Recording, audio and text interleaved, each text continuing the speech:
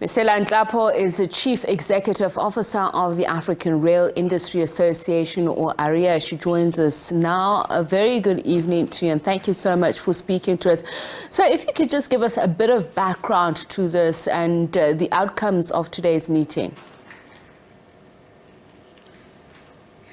Good evening. I would like to call myself the servant of the railway industry.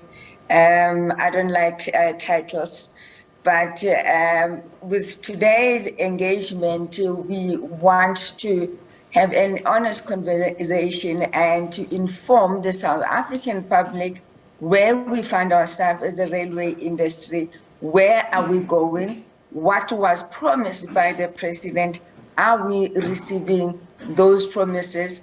And the international investors are asking the association that your president said the third-party access will start on the 1st of April 2022.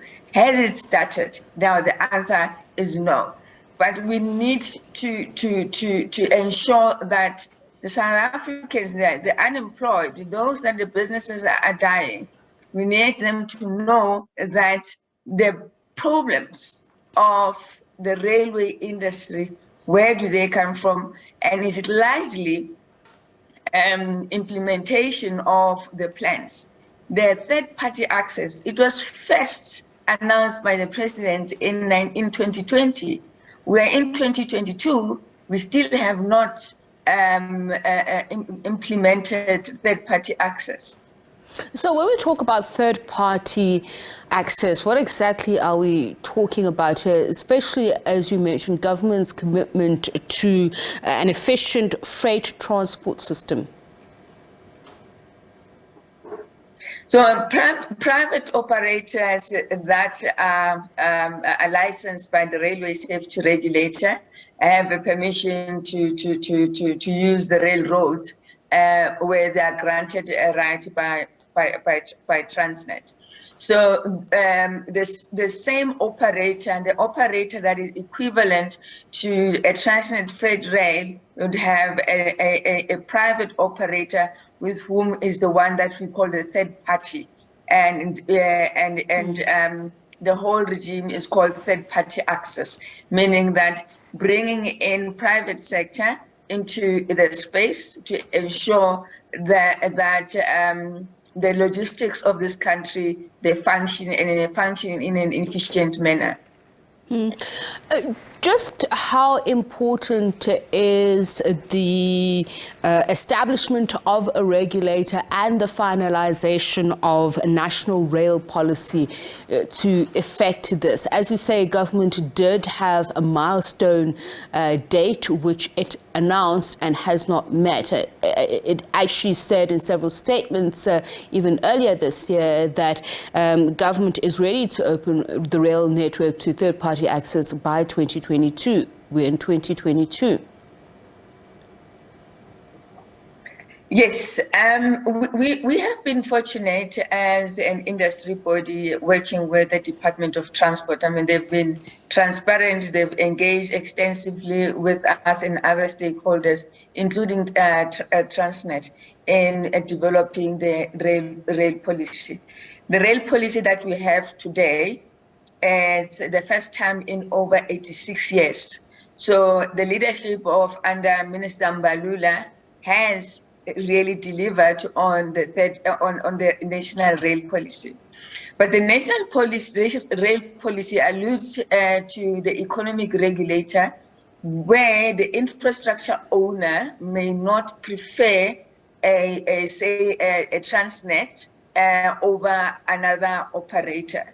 So currently there's an interim regulator that has no statutory powers, and it is our belief that there's an MOU that is more political. But we need to make sure that when we craft policies completely, that when we deliver on the national rail policy, we ensure that everything that comes with the policy is implementable. We can't afford the delays. the rail industry has seen a bloodbath for the past few years, from the alleged state capture, from lack of procurement by PRASA, postponement of tenders. We need the railways to work. If we are to take advantage of CFTA, we need to revitalize our railway sector. If we fail to do so, there will be nothing to export. And CFTA will benefit other countries except South Africa. So it's not a nice to have this policy, it's a must. And anyone that is a patriotic South African would agree that the manufacturing sector has declined. We need to revive that. And the only way to revive it is through instruments such as policy. Is it just a manufacturing sector that would benefit? Because you've said that third-party operators will boost the economy by multi-billions of rands, create new jobs. And you've also said, in terms of Transnet itself, it will derive material new income through access fees without having to go into competitive private rail operators. Look, on the access fees, the easy way to describe it is like toll gates. So currently, Transnet does not have that revenue stream. And if they were to have that revenue stream, it will add a significant difference on their balance sheet. And on the other side of the private sector with investment, it takes about 2 years to manufacture a locomotive, and that is design consultation. It's not off the shelf. But we have also done a research that the demand for rail rolling stock is in the beginning, it's initially in around 54 billion rands as soon as we start with third-party access. So who's going to manufacture? DTIC has a strict policy on local content. We will make sure through local content and South Africans that understand why we need to save railways, that the manufacturing takes place.